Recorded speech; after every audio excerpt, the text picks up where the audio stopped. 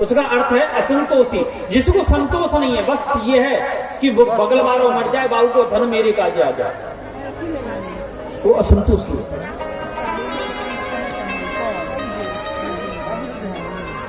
एक व्यक्ति को हम देखे हैं पूर्णिया में, बहुत बड़ा संतोषी है।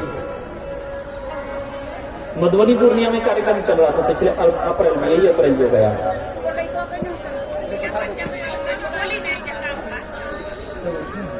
बहुत शायद मुझे लगता है ना उसकी कर देगा तो नहीं होगा, 15-20 लाख रुपए पर मंथली का इनकम है। उजला देते कि नहीं अभी बेटा बेटी पत्नी आप सब नौकरी से, आप बिजनेस करता है। और बोला महाराज जी कैसे ऐसा शुभ मुहूर्त बताओ। आप आए हैं, चलो आप ब्रजवासी हैं, आप ही के एक बार मुखारबिंद से कोई मुहूर्त सुन करके पता करके एक बार एक प्लांट का और निर्माण करना चाहता हूं। आप क्या करते हैं? बोले मेरे दोनों बेटा नौकरी में है, बेटी भी नौकरी में है, मेरी पत्नी भी टीचर है। बोले मैं भी एक बिजनेस करता हूँ।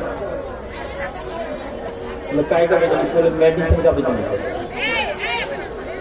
मेडिकल का, ये जो मेडिसिन होता है एलोपैथिक, उसका होलसेलर है। MRI बाबाजीपुरा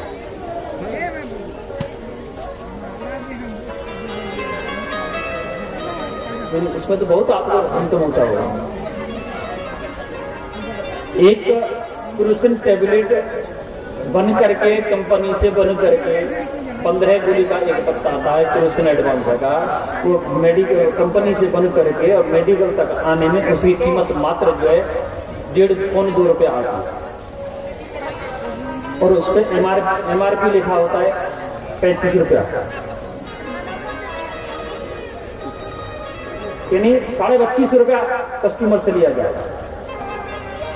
माताएं जो ला रही हैं व्यास पूजन इत्यादि के लिए, माताएं अभी आप रखिए, सबसे लास्ट में बोला, सबसे लास्ट में आप सबको जितनी भी पब्लिक आएगी यहाँ 10-10 करके ऊपर बुलाया जाएगा। व्यास पूजन जिसको कहा जाता है वो आप सब लोग आएंगे, स्त्री पुरुष सब लोग आएंगे, तब अपने हाथ से जो भी पत्रम पुष्पम फलम स्वयं आपके पास है वही देना है।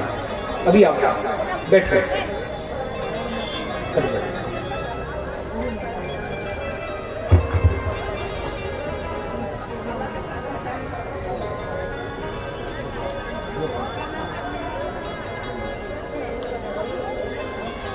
आचार्य श्री सुखदेव कहते राजन,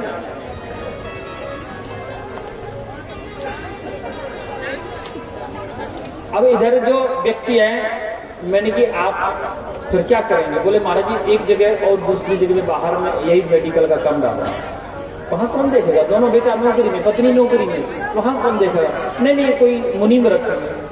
तो आप भी लगते हैं स्वास्थ्य से गड़बड़ है। नहीं महाराज जी मुझे थायराइड है, मुझे शुगर है, मुझे कोलेस्ट्रॉल है, मुझे हार्ट भी आ चुका है एक बार, और डॉक्टर मना कर दिया है सूखी रोटी खाने के लिए, फीकी चाय पीने के लिए बोला है। तो कितना खाते हैं आप दिन में सुबह शाम? बोले नहीं 2 रोटी सुबह में और 2 रोटी शाम में, बस थोड़ा सा चावल दाल मिल जाए वो खा लेते। तो फिर इतना पैसा का क्या करेंगे? नहीं बच्चों के लिए नहीं, बच्चा तो ऑलरेडी गवर्नमेंट जॉब है, वो जब तक मरेगा बच्चा, जब तक उसको गवर्नमेंट पेंशन देगा, क्या करेगा इतने पैसा? तो मेरा मुंह ताकने लगा, हमारा मुंह ताकने लगा। ये है असंतोष। शास्त्र कहता है कि जब आवे संतोष धन, सब धन धूल समान। जब आवे संतोष धन, सब धन धूल समान। जब संतोष रूपी धन आ जाए ना, सारी संपत्ति मिट्टी के बराबर हो जाती है। जितना परमात्मा ने दे दिया ना, उतना ही शुक्र करना चाहिए।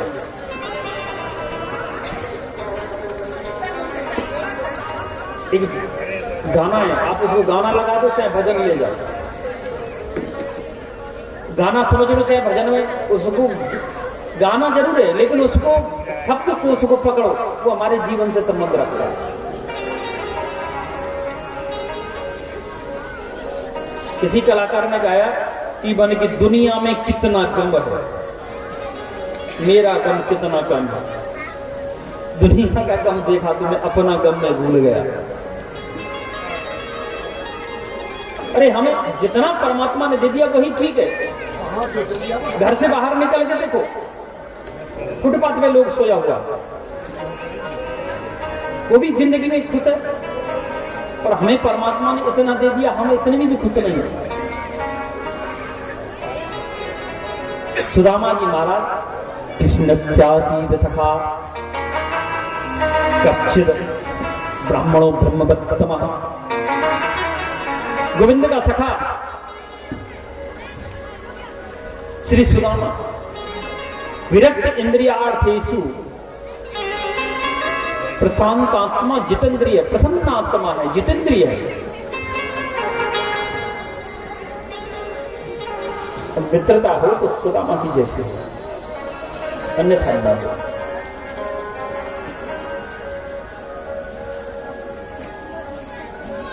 लेकिन आजकल के मित्रों के बताए राम ही रखदारो,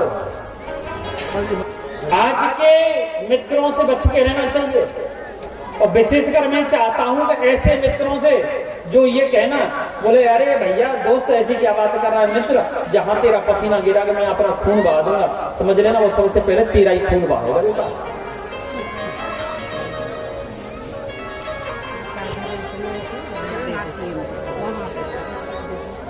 इसलिए दुनिया में मित्र बनाना ही नहीं चाहिए। अरे मित्र ही बनाना है जो अपने इष्ट भगवान को, अपने कन्हैया को, अपने गोविंद को, अपने शिव जी को, अपने राम जी को ही, अपने हनुमान जी को, अपनी देवी मैया को ही मित्र बना लो। जो भी है उसी के सामने रो दो। उससे बड़ा सच्चा मित्र दुनिया में हो ही नहीं सकता।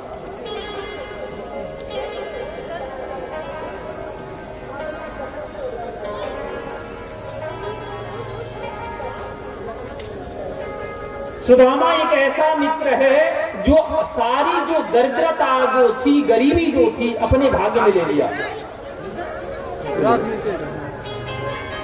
सारी गरीबी अपने भाग्य में ले लिया।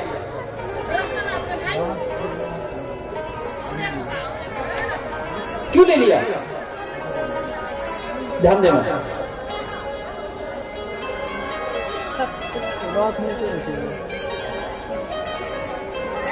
तो मुझे आप जो बता रहे थे, मित्रता हो तो सुदामा की जैसी। सुदामा जी गरीब क्यों बने? क्या कारण था? कारण थी उनकी मित्रता, कारण था कन्हैया, कारण था द्वारिकाधीश। जब दोनों लोग मित्र हुए, एक दिन गुरु माता ने कह दिया कि बोले लाला आप चले जाओ, लकड़ी लेके आओ। दोनों जने आप दोनों लकड़ी लेके आओ। और मैया ने और सुदामा जी के पल्लू में, गमछा में और चना और गुड़ बांध दिया। लेकिन वो चना पता है किसका था? वो चना एक चोर चोरी करके लेके आया और वो आश्रम में पटक गया। वही चना गुरु माता ने श्री सुदामा जी को दे दिया खाने के लिए। और सुदामा त्रिकालदर्शी ब्राह्मण था, बहुत विद्वान ब्राह्मण था। वो जानता था कि अगर मेरा कन्हैया ये चना खाएगा ना तो इसको भी गरीब होना पड़ेगा, चाहे ये परमात्मा है। इसलिए इसके भाग्य की सारी गरीबी में अपनी ही भाग्य में ले लेता है। इसीलिए तो कहा था कि राधा जी रो रही है कन्हैया के लिए और कन्हैया रो रहा है सुदामा को।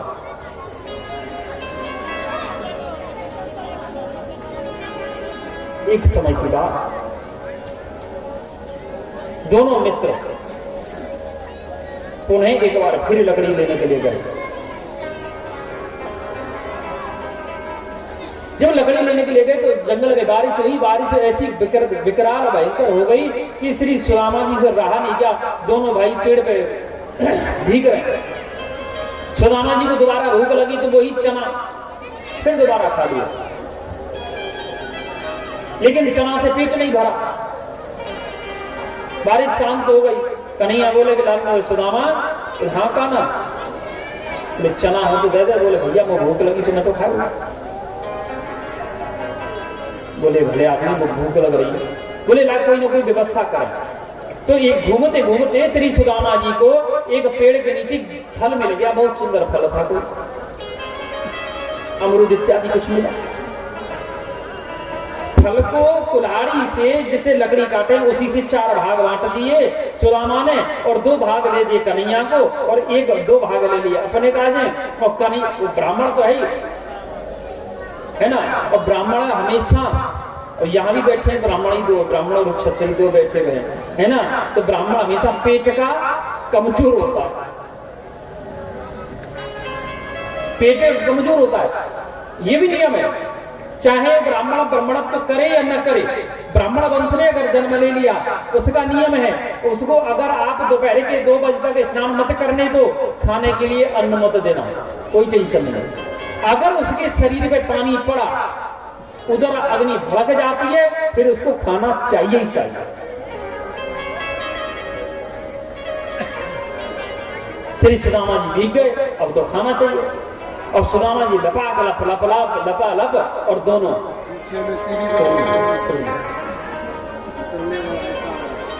सुदामा जी दोनों टुकड़ा जो थे, भाग जो थे फल के, वो खा गए, लेकिन खाया तो फल कड़वा।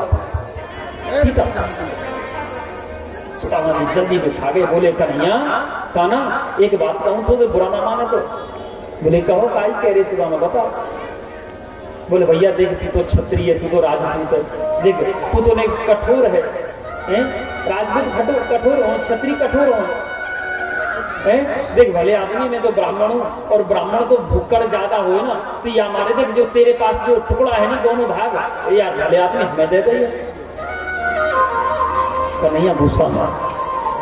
सुदामा तो मानोगे नहीं, ऐसी पिछले बार तुम चना अकेले खा गए, इस बार भी चना अकेले खा गए। चलो ये फल है, मैं भी भूखा हूं, आप भी भूखे, आधा फल आपने खाया, आधा मैंने खाया, लेकिन आदत सही नहीं है भले आदमी सुदामा तुम्हारी। लेकर के कन्हैया ने कहते कहते और डांटते डांटते सुदामा को 3रा टुकड़ा भी हाथ में दे दिया।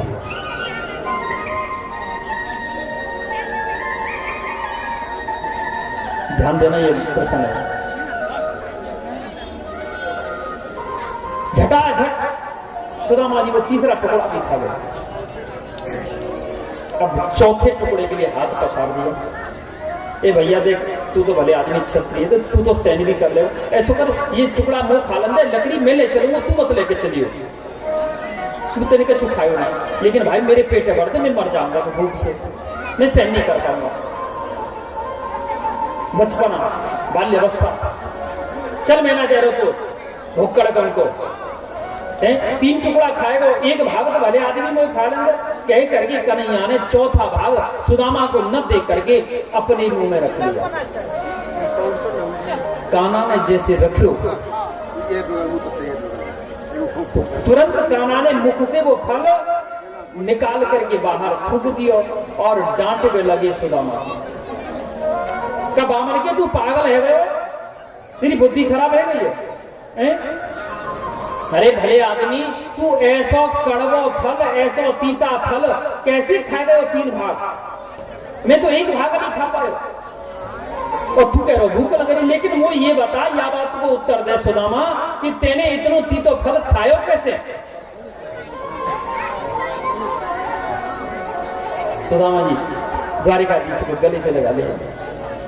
कन्हैया, अगर मैं पहले टुकड़ा खाते समय आपको कहता कि कन्हैया ये तीता है, तू मत खा, तो तू उसको चखता जरूर।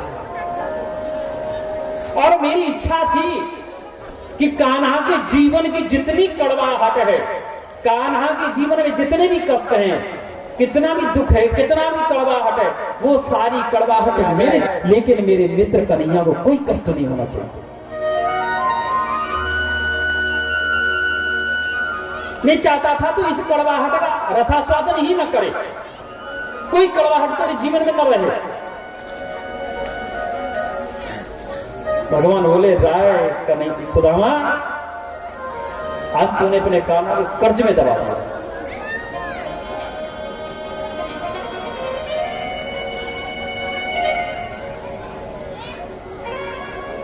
समय ऐसा आया कि दोनों लोग कृष्ण बलराम तो मथुरा आ गए, सुदामा जी अवंतिकापुर ये वृंदापुर चले गए। और समय निकलता चला गया, भगवान द्वारिका चले गए। सुदामा जी का विवाह हुआ, माता सुशीला के साथ 4 पुत्रों को जन्म दिया। 4 पुत्रों को जन्म देने के बाद लेकिन सुदामा इतने गरीब हैं, गरीबी इतनी आ गई, वो सिलोपार्जन जीवन निकालते थे। सिलोपार्जन अर्थात सिलोपार्जन का मतलब है कि आप जानते हैं, आप किसान हैं,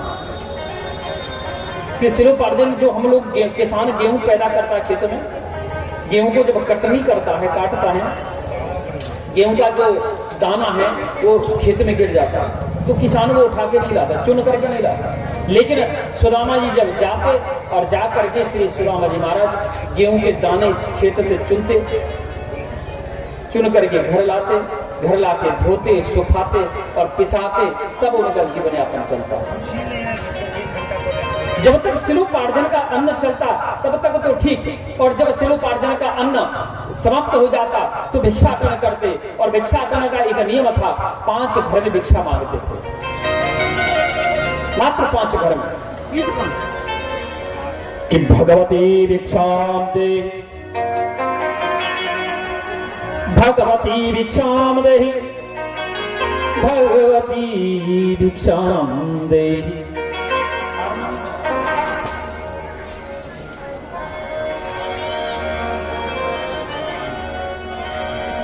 भगवती भिक्षा मिल गया तो ठीक, सुदामा जी को नहीं मिला तो जय श्री कृष्ण, जय श्री कृष्ण, जय श्री कृष्ण करते करते श्री सुदामा जी महाराज अगले घर में चले जाते। अगले घर जाते तो देखते अगले घर में फिर वही स्थिति कि भगवती भिक्षा दे। मिला तो ठीक, नहीं मिला तो फिर निकल जाए। 5 घर मांगते, 5 घर में जो मिला तो ठीक है, नहीं मिला तो खाली झोली लेकर ये घर चले जाते। लेकिन सुशीला को कभी ये नहीं कहा सुदामा जी ने कि सुशीला आज मुझे भिक्षा नहीं मिली। हमेशा जैसे ही जाते झोली को कांटी से टांग देते, सुशीला पूछती प्रभु आप आ गए? अरे हाँ सुशीला मैं आ गया। लेकिन द्वारिकाधीश की इच्छा है कि वो आज अन्न का भोग नहीं लगाना चाहता, आज वो व्रत करना चाहता है, जल का भोग लगाना चाहता है। इसी से सुशीला समझ जाती कि आज भिक्षा खानी, जल लाती, जल में तुलसी का पत्र डालते और सुदामा जी भोग लगाते थे। फिर द्वारिकानाथ खूब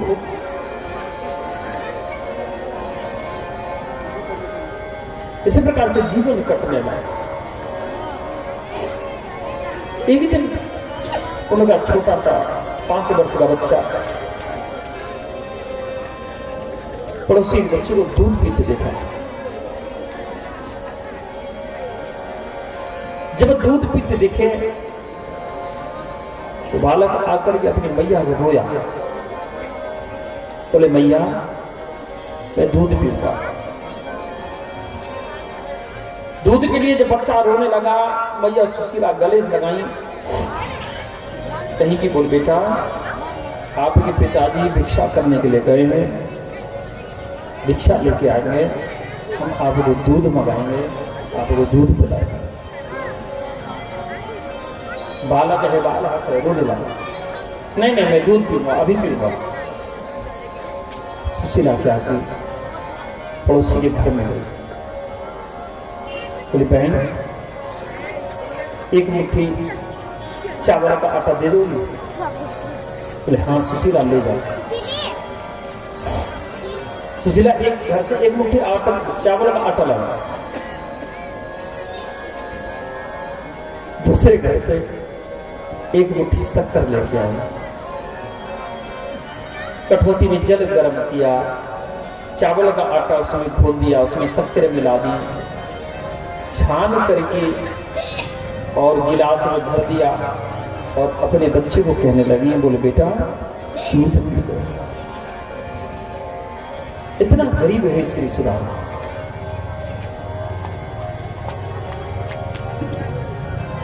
सुशीला कहने लगी कि स्वामी, हमने सुना है कि द्वारिकाधीश आपके मित्र हैं, ऐसा करो ना, एक बार आप उनके दर्शन करने चले जाओ। मित्र हैं, भगवान भी हैं, हमें कुछ न कुछ तो मिलेगा। देवी, विपत्ति पड़े द्वार मित्र के न जाए। अगर हमारे ऊपर विपत्ति आ जाए तो कभी मित्र के दरवाजे पे नहीं जाना चाहिए। मित्र के दरवाजे में जाओगे ना गरीबी के समय, आपत्ति के समय, विपत्ति के समय, तो आपको कभी मान सम्मान नहीं मिलेगा। पड़ोसी से मांग लेना, लेकिन मित्र से मत मांगना।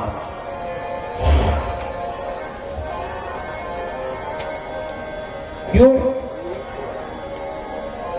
श्री सुदामा जी महाराज सुशीला को मित्रता की मिसाल दी। सुशीला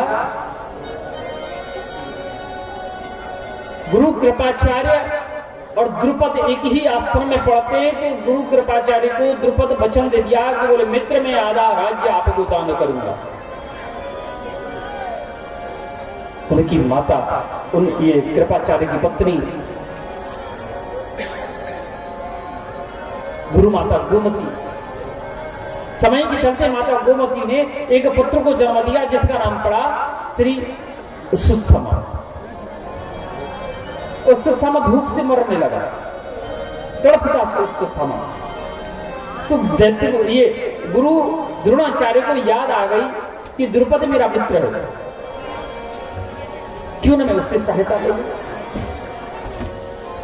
श्री द्रोणाचार्य जी पांचाल में गए। पांचाल में जाकर के द्रुपद को कहे कि बोले महाराज द्रुपद, आपने मुझे पहचाना? बोले नहीं, हमने नहीं पहचाना। कौन है बताओ?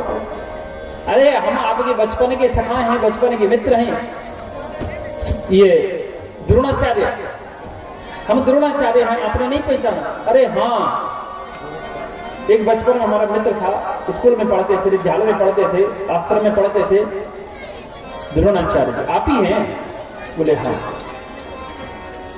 द्रुपद, आपने बचपन में, विद्यालय में, आश्रम में हमको वचन दिया था कि जब मैं राजा बनूंगा तो आधा राज्य आपको दान करूंगा।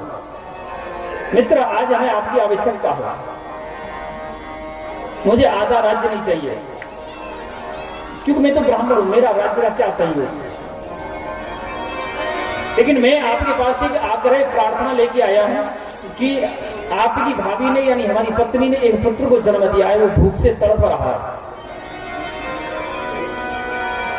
मैं चाहता हूं कि आप एक गौ माता का दान मुझे कर दो, कि हमें तो दान से मतलब है, मुझे गैया से आवश्यकता है। गैया अगर आप एक दान में दे देते तो मेरा बच्चे को दूध मिल जाता, मेरे बच्चे को भरण पोषण हो जाता। इस बात को सुनकर के द्रुपद राजमद में आकर के श्री राजा महाराज महर्षि द्रोणाचार्य का अपमान कर दिया। अरे भिखारी हैं आप, ब्राह्मण हैं तो क्या हुआ? ये बचपन की बात है। और आज, अरे बचपन में तो इंसान गलतियां कर देता है, बचपन की बातों का आज का क्या मतलब है? क्या आप एक गरीब ब्राह्मण भिखारी और हमें एक राजा, क्या मित्रता हमारी आपकी? गैया तक दान नहीं दिया। द्रोणाचार्य संकल्प कर लिए कि मैं कैसा मुख लेकर के पत्नी के पास जाऊंगा। घर नहीं गए, पत्नी के पास नहीं गए। जब गेंद, बॉल, बंदूक कुआ में गिरी, निकालने लगे तो द्रोणाचार्य, जो आप तो जानते हैं सरकंडा, लकड़ी में लकड़ी जोड़ करके बंदूक को बाहर निकाला। ये अर्जुन देख लिया। आखिरकार परिणाम ये हुआ, पितामह भीष्म ने अपने बच्चों को, हस्तिनापुर के राजकुमारों को विद्याध्ययन कराने के लिए द्रोणाचार्य को रखा और द्रोणाचार्य जी महाराज उनको अस्त्र शस्त्र से पारंगत कराए और पांचों पांडवों से गुरु दक्षिणा में द्रुपद राज्य मांग लिए। द्रौपदी को बंदी बना करके 5 पांडव ले गए।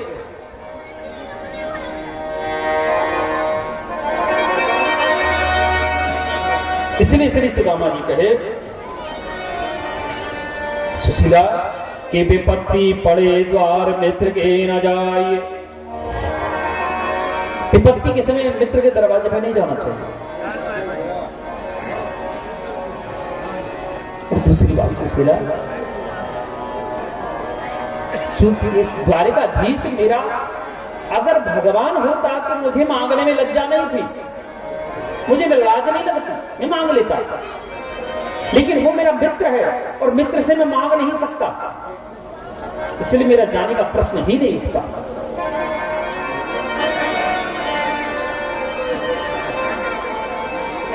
समय निकलता चला गया। आज 8 दिन हो गए श्री सुदामा जी महाराज को। सुदामा जी सुशीला की साड़ी को देखे 10 जगह से फटी हुई साड़ी, सुई धागा लेकर के सिलाई करने के लिए बैठ गए।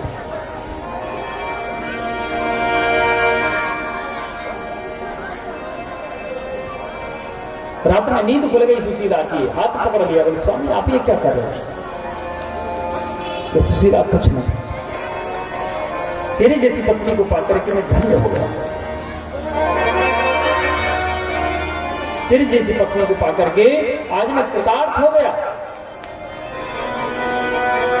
तू कैसी है? क्योंकि शास्त्र कहता है कि आफत काल परखिए 4, धीरज धर्म मित्र और मार।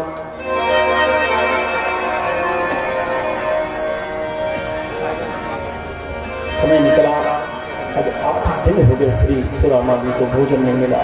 जब जब भिक्षा से आते कि भगवती भिक्षा देहि, भगवती भिक्षा देहि, भगवती भिक्षा देहि।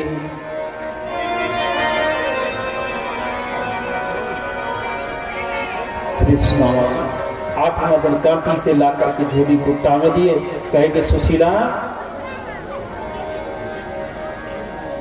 द्वारिकानाथ की इच्छा है, आज वो फिर अन्न का भोजन नहीं मांगता, अन्न का भोजन नहीं चाहता, अन्न की भोजन की इच्छा नहीं है, वो चाहता है कि जल का ही भोग लगाया जाए।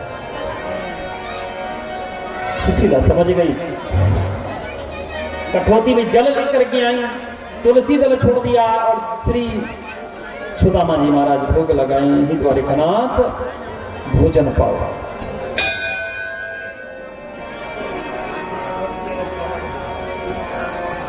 द्वारिका में भगवान श्री कृष्ण, माता रुक्मिणी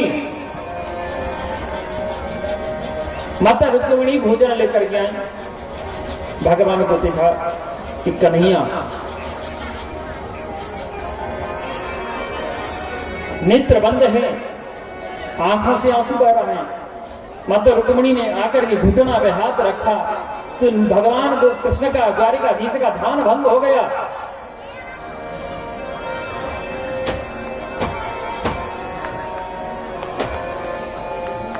ध्यान जब भंग हुआ तो देखा कि सामने माता रुक्मिणी है, और रुक्मिणी को देख करके भगवान श्री कृष्ण और रोने लगे। बोले, रुक्मिणी मैया पूछी, प्रभु आपको क्या कष्ट है जो आप रो रहे हो? तो सुशीला, ये रुक्मिणी, मैं अपनी व्यवस्था के लिए, अपनी मजबूरी के लिए रो रहा हूं, अपनी मजबूरी के लिए रो रहा हूं, क्योंकि मैं त्रिलोकीनाथ होते हुए भी कुछ कर नहीं सकता, मैं विधि के विधान को नहीं बदल सकता, मैं कर्म फल को नहीं बदल सकता।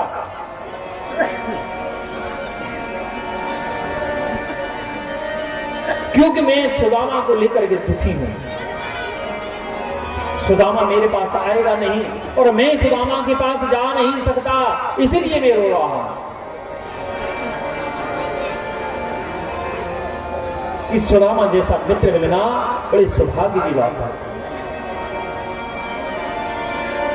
इधर माता सुशीला जिद करने लगी, माता सुशीला जब जिद की कि प्रभु आप द्वारिका चले जाओ, बोले देवी द्वारिका तो चला जाऊंगा, लेकिन मेरे अपने खाने को लिए नहीं है, तो मित्र को क्या लेके जाऊंगा? क्योंकि शास्त्र कहता है रिश्तेदार के घर, मित्र के घर और भगवान के घर, गुरु के घर जब जाते हैं ना, तो कुछ ना कुछ भेंट, संदेश, उपहार हाथ में होना चाहिए। पत्रम पुष्पम फलम तोयम, जो भी है जैसा है वैसा होना अवश्य चाहिए, खाली हाथ नहीं जाना चाहिए। माता सुशीला बहुत चालाक है, बोली स्वामी ये इसकी व्यवस्था मैं करूंगी। सुशीला चाहती तो एक ही घर में जाती और कहती कि बहन मुझे 4 मुट्ठी चावल दे दो, 4 नहीं उसको 8 मुट्ठी मिल जाता। लेकिन शास्त्र कहता है कि मांगत मांगत मान घटे और प्रीत घटे नित के घर जाए थे, ओछ के संग में बुद्धि घटे और क्रोध घटे मन की समझाए।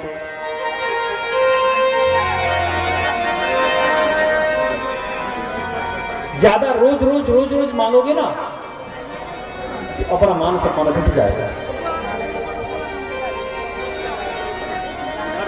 इसलिए सुशीला कभी मांगती नहीं थी। माता सुशीला ने क्या किया? माता सुशीला 4 घर में गई। एक घर से उसना चावल लिया, एक घर से अरवा चावल लिया, एक घर से कूटा चावल लिया, एक घर से